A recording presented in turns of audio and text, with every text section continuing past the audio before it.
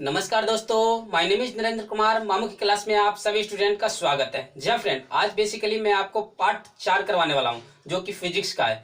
पहले ही मैंने already 1, 2, 3 part करवा दिया है। जो कि अभी तक आपने वीडियो नहीं देखा है तो जल्द से जाकर के डिस्क्रिप्शन में उसका लिंक होगा और आई बटन में उसका लिंक है और उससे जाकर के देख सकते हैं फ्रेंड। पहले इस वीडियो को आप पूरा देख लीजिए, फिर उसके बाद पार्ट 1, पार्ट 2, पार्ट 3 का देख लीजिएगा, जिससे कि क्या है कि आपको बोर्ड के पेपर में बहुत ही ज्यादा हेल्पफुल होने वाली है फ्रेंड। जो कि 90% से ऊपर प्लस प्लस आने वाला है आपका मार्क्स 2021 में। जी हाँ फ्रेंड, यूपी बोर्ड हो, बिहार बोर्ड हो या किसी भी स्टेट का हो, तो आपका जो है very very most important question सिर्फ मैं करवा रहा हूँ। पार्ट 1, पार्ट 2, पार्ट 3 और पार्ट 4 चल रहा है। तो आपको वीडियो अगर देख रहे हैं, अगर नए हो वीडियो में, तो जल्दी से जाकर के वीडियो को सब्सक्राइब कर लेना, देन बेल आइकन को प्रेस कर लेना, जिससे कि क्या है कि आने वाला वीडियो का नोटिफिकेशन आप लोगों के पास मिलती रहे फ्रेंड। तो इसी के साथ चलते हैं, वीडियो को स्टार्ट करते हैं और मैं अपने बोर्ड पर ले चलता हूँ, आपको स्टेप बाय स्टेप सारी क्वेश्चन एक ही बार में दिखा देता हूँ। तो देखिए, जहां पर मैंने क्वेश्चन नंबर 1 लिखा है, यहाँ पर क्वेश्चन नंबर 1 में very very most important question है जो कि 2021 में आने का पूरी संभावना है। पहला क्वेश्चन नंबर 1 है। क्वेश्चन नंबर 1 में पार्ट 4 है। इसमें देखिए, संयुक्त सूक्ष्मदर्शी और खगोलीय दूरदर्शी में कोई 3 अंतर दीजिए या कोई 3 अंतर बताइए। तो आपको क्या करना है, तीनों अंतर किस प्रकार से लिखना है। तो देखिए, सबसे पहले एक तरफ लिखना है संयुक्त सूक्ष्मदर्शी, दूसरी तरफ लिखना है आपको खगोलीय दूरदर्शी। आपको क्या करना है, इस प्रकार से खंड बना लेनी है, जैसे कि मैंने यहाँ पर बना लिया है। देखिए, आपको यहाँ पर क्रम वाइज लिख देनी है 1, 2, 3, 4। जितने भी आपको यहाँ पर देंगे लिखने के लिए उतने आप बना सकते हैं, अदरवाइज छोड़ भी सकते हैं। जैसे कि मैंने यहाँ पर पूरा कंप्लीट कर लिया फ्रेंड। देखिए, बहुत अच्छे तरीके से इसको मैंने इस प्रकार से बना लिया। आपको बढ़िया नंबर लाने हैं तो इस प्रकार से आपको करने पड़ेंगे, जैसे मैं बना रहा हूँ, तो आपको इस प्रकार से बना लेनी है। अब देखिए, सबसे पहले मैंने लिखा है संयुक्त सूक्ष्मदर्शी और दूसरे नंबर पर आ रहा है खगोलीय दूरदर्शी। तो आपको क्या करना है, पहला नंबर पर लिखा हुआ है जो आंखों से दिखाई देती है, जो आंखों से दिखाई देती है वो क्या है, संयुक्त सूक्ष्मदर्शी में। खगोलीय दूरदर्शी में जो आंखों से दिखाई नहीं देती है वो खगोलीय दूरदर्शी में। नंबर 2 है, इनमें नेत्रिका का फोकस दूरी अधिक होता है और इनमें अभिदृश्यक का फोकस दूरी अधिक नहीं होता है या अधिक होता है। ठीक है, इसमें अभिदृश्यक और इसमें नेत्रिका हो गया। इसमें अभिदृश्यक लेंस का फोकस दूरा यानी अभिदृश्यक का फोकस दूरी कम होता है और इसमें अभिदृश्यक का फोकस दूरी अधिक होता है। इसमें कम होता है, इसमें अधिक होता है, इसमें अधिक होता है तो इसमें कम होता है, इसमें दिखाई नहीं देता है तो इसमें दिखाई देता है। आपको ये डिफाइन कर लेनी है और बढ़िया से इसको देख लेनी है और इसको बढ़िया से अपने नोट कॉपी में उतार लेनी है। चलिए नेक्स्ट क्वेश्चन की ओर मैंने लिख लिया है क्वेश्चन नंबर 2। क्वेश्चन नंबर 2 जैसे लिखा हुआ है, ये आंकिक प्रश्न यानी न्यूमेरिकल है। आपको सबसे पहले क्या दिया रहेगा, क्वेश्चन यानी क्वेश्चन इस टाइप का ही मिलेगा जो कि बोर्ड के एग्जाम में आता है 2021 में। एक खगोलीय दूरदर्शी के अभिदृश्यक तथा नेत्र लेंस की फोकस दूरी क्रम से 100 सेंटीमीटर तथा 5 सेंटीमीटर है, तो खगोलीय दूरदर्शी की आवर्धन क्षमता एवं लंबाई बताइए जबकि प्रतिबिंब अनंत पर बन रहा हो। तो आपको क्या करना है, सबसे पहले देखनी है खगोलीय दूरदर्शी के अभिदृश्यक लेंस यानी FO इजिकल टू 100 सेंटीमीटर और दूसरा लिखा हुआ है नेत्रिका लेंस यानी नेत्र lens F equal to 5 centimetre. तो आपको क्या करना है, रेखीय आवर्धन का फॉर्मूला होता है यानी रेखीय आवर्धन बराबर होता है FO बटे FE होता है। तो मैंने क्या किया, FO के स्थान पर 100 और FE के स्थान पर 5 सेंटीमीटर लिख लिया। इसके बाद क्या करना है, आपको इसको काट देनी है। कितने बार में कटेगा, 20 पंजे 100, तो यानी 20 बार में कट गया। M का मान कितना है, 20। तो आपको क्या करना है, M इजिकल टू 20 लिख देना है, M इजिकल टू 20 लिख देना है। इसके बाद आपको क्या करना है, आगे की फॉर्मूला क्या है, खगोलीय दूरदर्शी की लंबाई क्या होता है। तो खगोलीय दूरदर्शी की लंबाई जो होता है FO प्लस FE होता है। FO का मान होता है 100 और इसके बाद FE का मान होता है 5, तो दोनों को प्लस करके कितना आ जाएगा, 105 सेंटीमीटर आ जाएगा। नेक्स्ट क्वेश्चन की ओर चलते हैं। यहाँ पर मैंने लिख लिया है क्वेश्चन नंबर 3। क्वेश्चन नंबर 3 में मैंने लिखा है विद्युत धारा किसे कहते हैं, इसका मात्रक क्या है बताइए, यानी विद्युत धारा किसे कहते हैं। जैसे कि यहाँ पर मैंने इसका आंसर लिखा है, किसी चालक में विद्युत आवेश के प्रवाह की समय या दर को विद्युत धारा कहते हैं। समय दर को विद्युत धारा कहते हैं। आपको क्या करना है, सिंपली आवेश के प्रवाह की समय दर को विद्युत धारा कहते हैं। इसका फॉर्मूला क्या होता है, तो विद्युत धारा equal to Q upon T होता है, यानी आवेश अपॉन समय होता है। विद्युत धारा का मात्रक क्या होता है, तो विद्युत धारा यानी I का मात्रक जो होता है एम्पियर होता है। इसका दूसरा मात्रक क्या होता है, तो कूलाम प्रति सेकेंड होता है। और ये कौन सी राशि है, तो यह एक अदिश राशि है। आपको ये क्लियर हो चुका होगा। अगला क्वेश्चन देखिए, क्वेश्चन नंबर 4।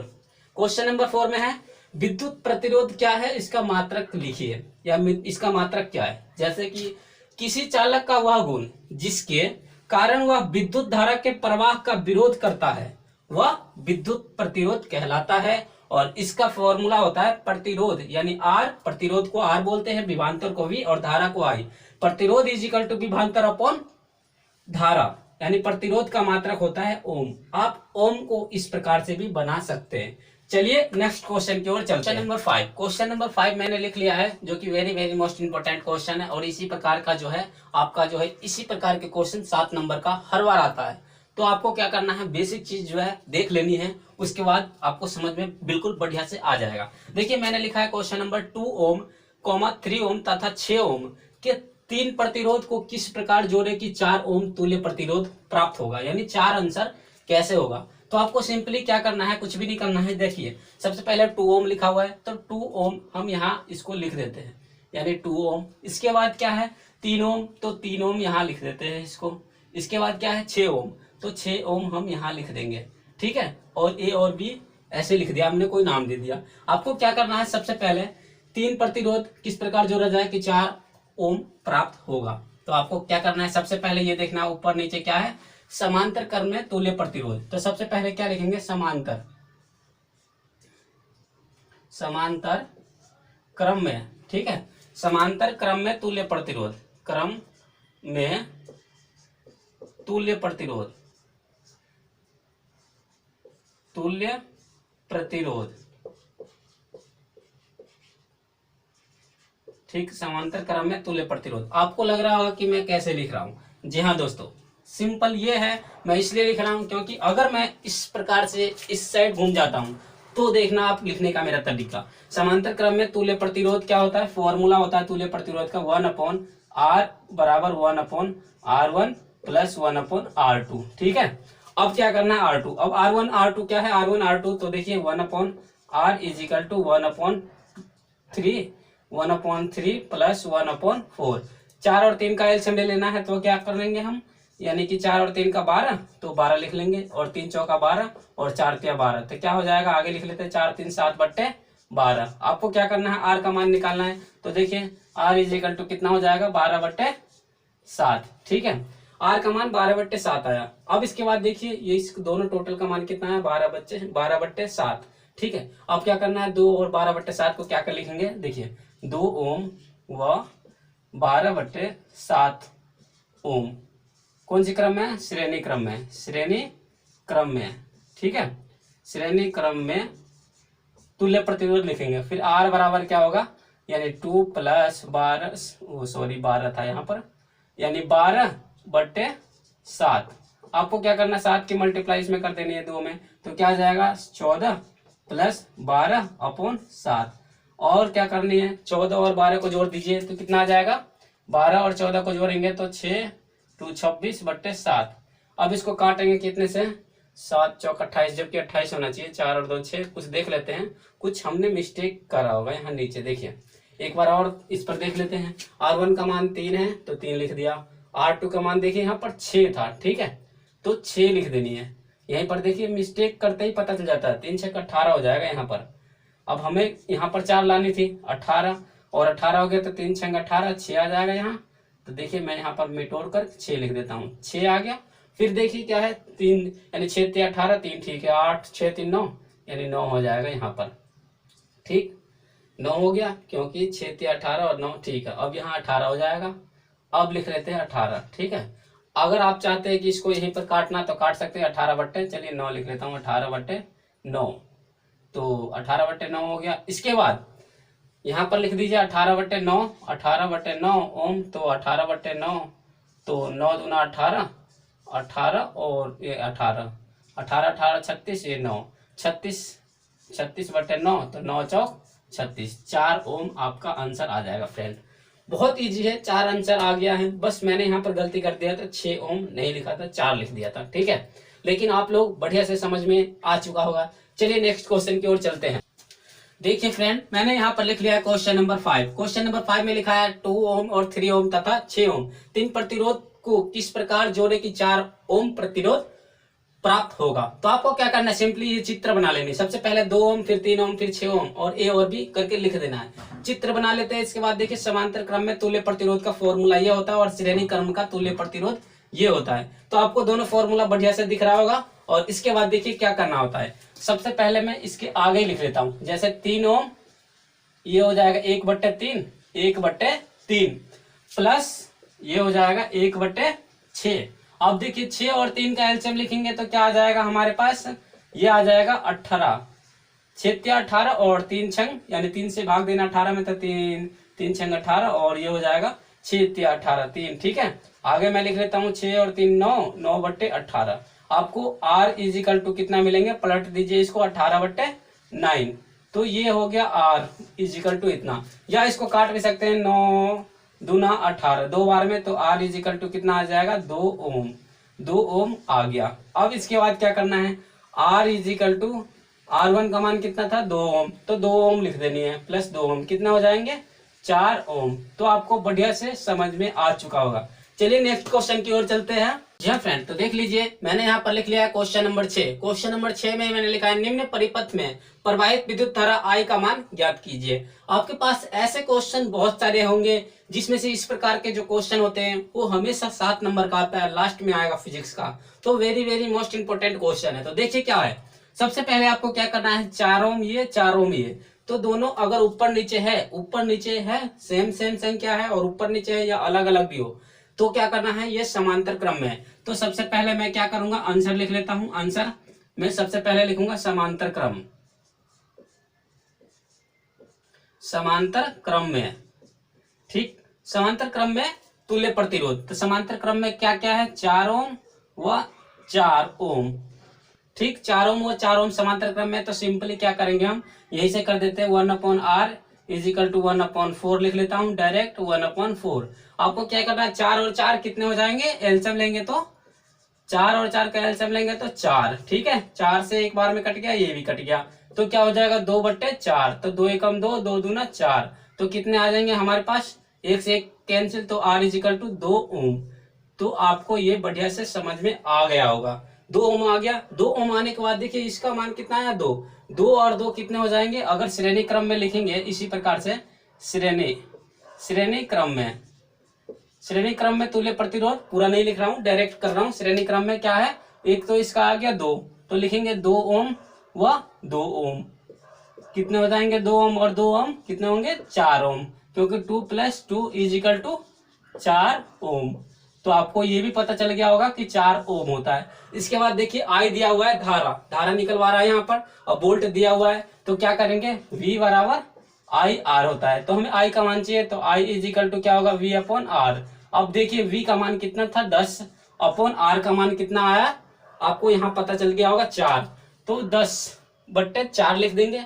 10/4 को भाग देना है तो दे सकते हैं, नहीं तो अदरवाइज हम भाग दे ही देते हैं। तो आपको क्या करना है, सिंपली 4 से भाग देनी है 10 में, तो 4 एकम 4, 4 दूना 8, 2।